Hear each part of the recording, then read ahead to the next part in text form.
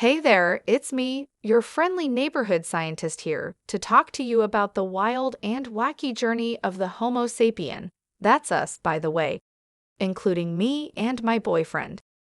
It all starts with our common ancestor, a little primate that lived around 6 million years ago. From there, the path splits and branches off into different branches of hominids, which is the group of primates that includes humans and our extinct relatives.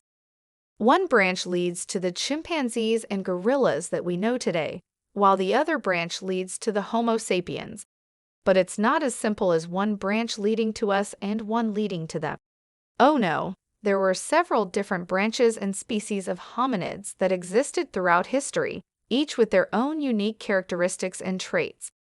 Let's start with the genetic similarity between us and modern apes. It's pretty remarkable when you think about it. We share around 98.7% of our DNA with chimpanzees, which is pretty darn close if you ask me. But as always, it's the small differences that make the biggest impact. And the biggest difference between us and them is the emergence of certain mutations that allowed for the development of certain key traits.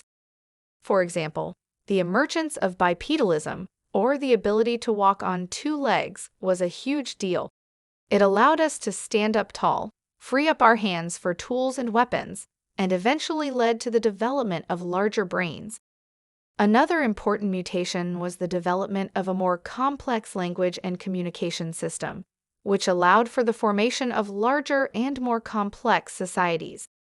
And then there's the hominids, the different branches and species that existed throughout history.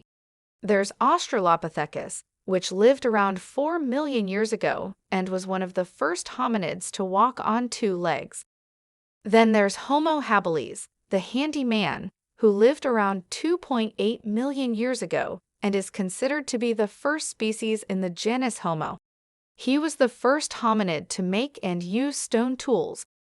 And of course, there's Homo erectus, who lived around 1.8 million years ago and was the first hominid to leave Africa and migrate to other parts of the world.